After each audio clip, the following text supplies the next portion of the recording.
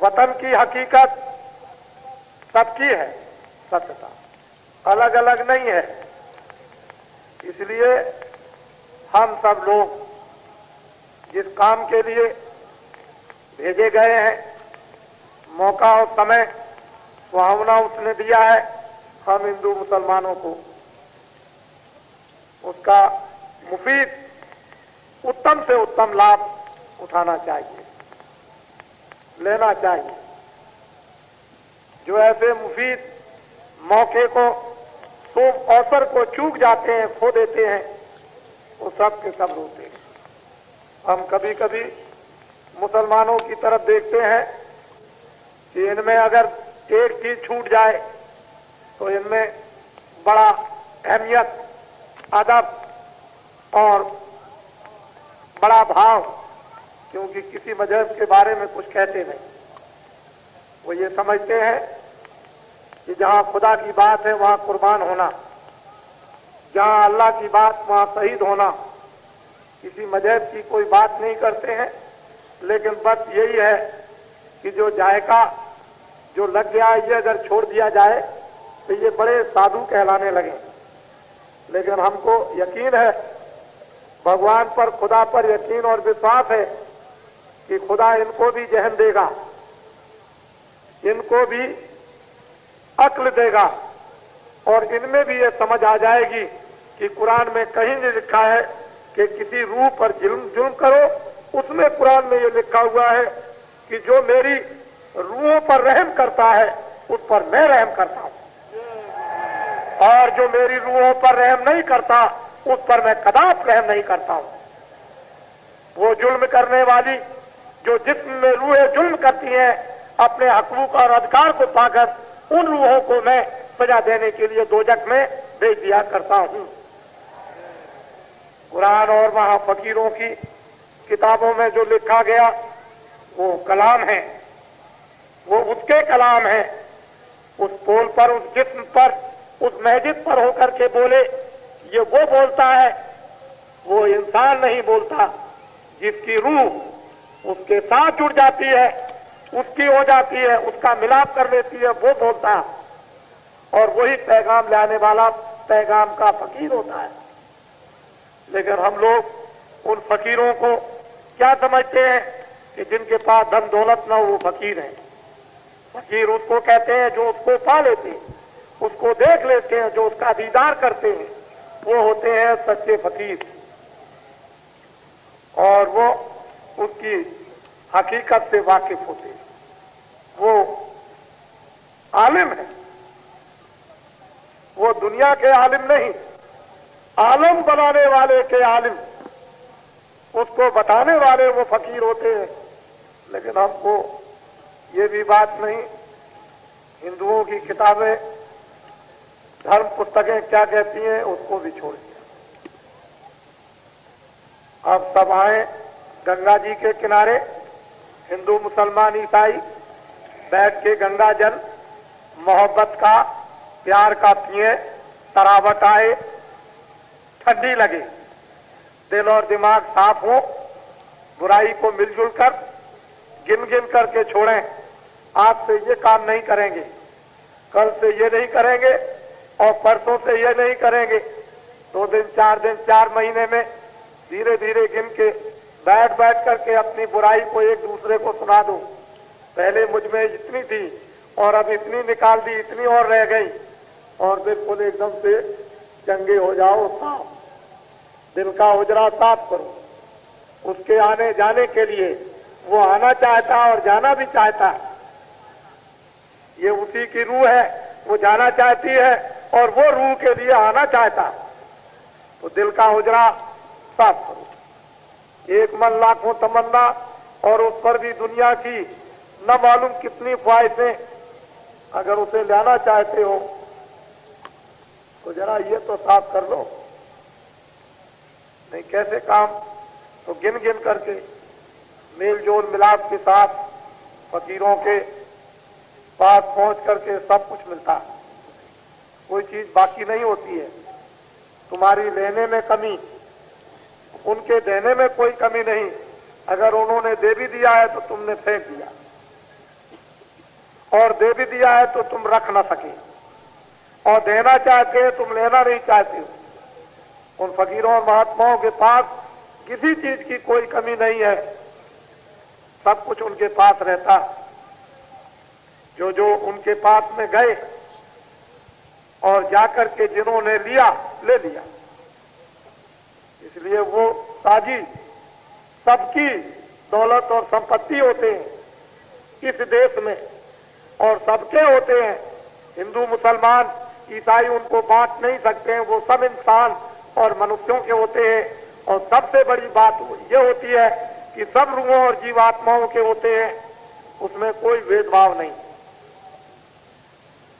तो ये एक सबक सीखने का एक अच्छा आपको स्थान मुकाम मिला, जहां आपको सीखने, समझने और देखने का यह अवसर मिल गया नर नारी बच्चे बच्चियों को। ये मैंने आपको बाहर थोड़ी सी बातें आपको बताई। और हिंदुस्तान में कोई आंदोलन, हड़ताल, तोड़फोड़ मत करो। जो भी आंदोलन, तोड़फोड़, हड़ताल करोगे, किसानों ने आज तक हिंदुस्तान में कभी आंदोलन, तोड़फोड़, हड़ताल नहीं किया। शहर वालों ने तोड़फोड़, आंदोलन, हड़ताल किया। इन सब का नुकसान देश में किसको देना होगा? ये जो किसानी का काम करते हैं गांव वाले, इनको देश का सारा नुकसान, जो भी आंदोलन, तोड़फोड़, हड़ताल से होगा, वो सब का सब नुकसान किसानों को देना पड़ेगा। इसलिए इनके ऊपर आप लोग मेहरबानी दया करो। ये सब शहर का एक नया पैसा कोई भी दुकानदार, दफ्तर वाला नहीं देगा, न नौकरी वाला। सब इन बेचारे भोले भाले जो खून पसीना बहाते हैं, गर्मी, बरसात, जाड़े में, इनको सब कुछ देना पड़ता। इसलिए भविष्य में ये भी आपको लिख करके दे दिया गया है कि आंदोलन, हड़ताल, तोड़फोड़ सब बंद हो जाएंगे। सारे देश की संपत्ति सुरक्षित रहेगी और हम सबके काम आएगी। इन 30 वर्षों में जितना देश की संपत्ति का नुकसान हुआ, अगर ये संपत्ति नुकसान न की जाती तो मैं ऐसा समझता हूं कि सारा देश आबाद हो जाता। और इस संपत्ति के नुकसान फलस्वरूप कितनी मौतें इस देश में हुई, जो राजाओं के वक्त में, जो बादशाहों के वक्त में, जो अंग्रेजों के वक्त में ऐसी मौतें नहीं हुई। जो 30 वर्षों में इस प्रजातंत्र में जितनी मौतें हुई, गोली के शिकार लोग गांव-गांव कर दिए गए। और अपराध किसने किया, भोगना किसको पड़ा, ये आप जानते हो, मुझसे मत कहलाओ। मैं तो ये जानता हूं, करे कल्लू मल्लू और पकड़े जाए जमाल खां। करता कोई हो, पकड़ा कोई जाता हो, और मरता कोई हो और फुकता कोई हो। ये देखा गया इस प्रजातंत्र में। और प्रजातंत्र वास्तव में जिस तरह का होना चाहिए, वो महात्मा और फकीरों के पास मिलेगा। प्रजातंत्र की हामी भरने वाले लोगों ने महात्माओं से कोई सलाह ली नहीं, महात्माओं के पास जाकर उनकी कोई शिक्षा सुनी नहीं, इसलिए उनको इस बात का ज्ञान भी नहीं है कि प्रजातंत्र कहते किसको है। अगर प्रजातंत्र लोगों ने समझ लिया होता तो भारत में ये कुछ और ही नक्शा लोगों के सामने होता, और लोग निर्लोभी, निस्वार्थी बनकर लोग अपने अपने कर्तव्यों का सब लोग पालन करने लगते। सारा देश नर नारी, बच्चे बच्चियों के रूप में सब चमन हो जाता। सबको भोजन, सबको कपड़ा, सबको उच्च स्थान, सबको काम मिलता। ये देखने के दिन आपको न मिलते जो आपने 30 सालों में देखे। खैर, अब कोई और आपके सामने आवाज आई है, अब तो ये आवाज आपको सुननी ही पड़ेगी। बेबस होकर, मजबूर होकर, लाचार होकर, रोकर और गाकर, घेर कर चारों तरफ से आपको तो सुनना ही पड़ेगा। तो ये मैंने आपको बाहर की कुछ चंद शब्द बातों को बता दिया, इस पर सब लोग ध्यान दें। और शराब, ताड़ी, मांस, मछली, अंडा, हिंदू, मुसलमान और ईसाई सब के सब इसको छोड़ें।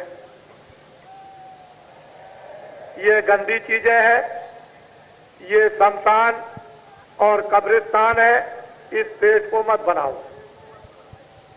जहां उसकी इबादत करते हो, पूजा करते हो, उसमें ये चीजें मत रखो।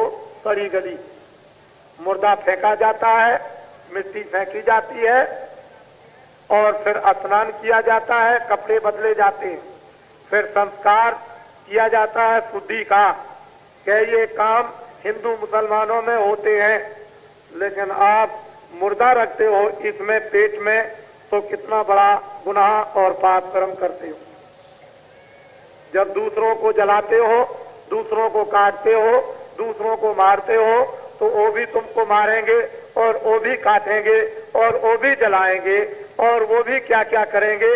तो ये अदले और बदले आपको सबको देने पड़ेंगे।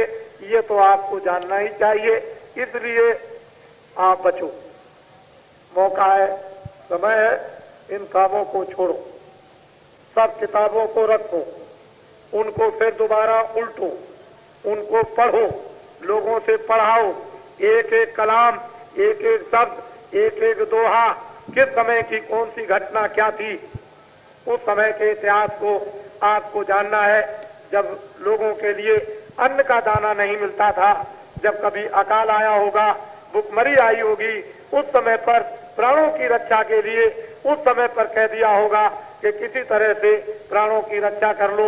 इसका मतलब ये नहीं था कि किसी की जान को मारकर रक्षा की जाए। वक्त और समय के लिए लोगों के आदेश कुछ ही घंटों और मिनटों के लिए हो जाते हैं, लेकिन हमेशा के लिए नहीं। वो जमाना जब मोहम्मद के मुरीद दाने दाने को मोहताज और कितने मर रहे थे, जंगलों की ठोकरें खा रहे थे और घरों और शहरों से निकाल दिए गए थे, उस समय के इतिहास को आपको याद करना चाहिए कि जब रेगिस्तान था, पानी नहीं मिलता था, उस समय पर कहा गया था कि प्राणों की रक्षा के लिए क्या करो कि ऊंट की तुम पेट को चाक करो और ऊंट के पेट में थैली होती है, उसमें पानी होता है और पी लो, अपनी प्यास को बुझा लो।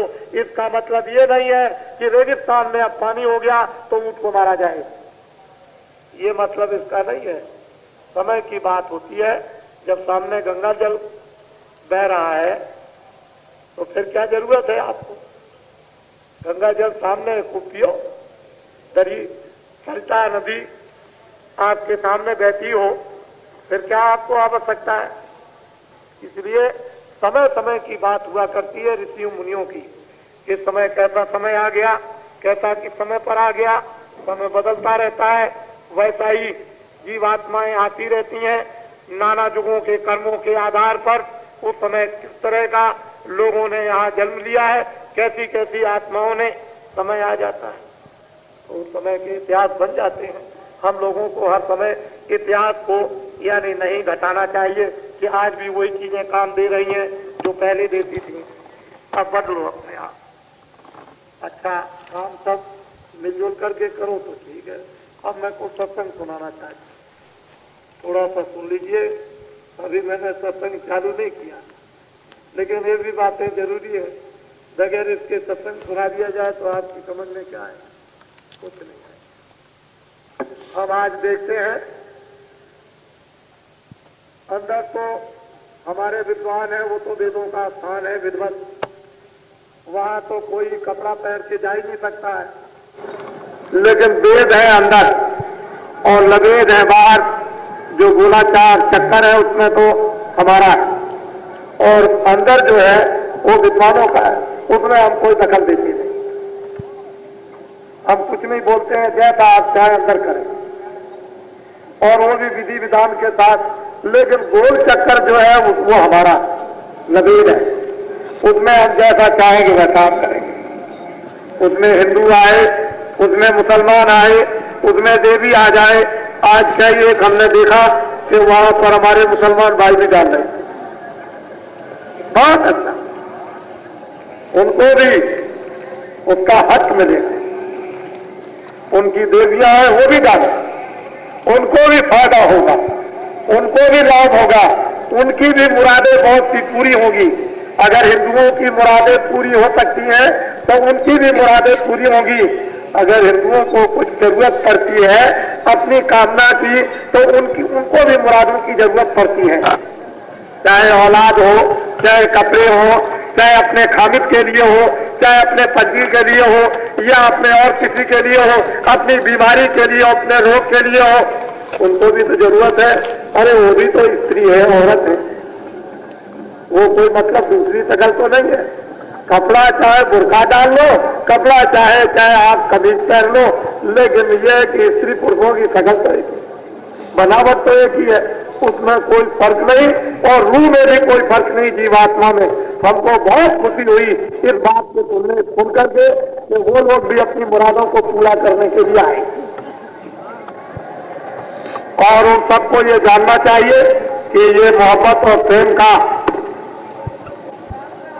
ये मैखाना है, इंसानियत का प्रेम और मोहब्बत इंसानियत का मैखाना है, जहां मिलजुल करके सब काम करना चाहते हैं।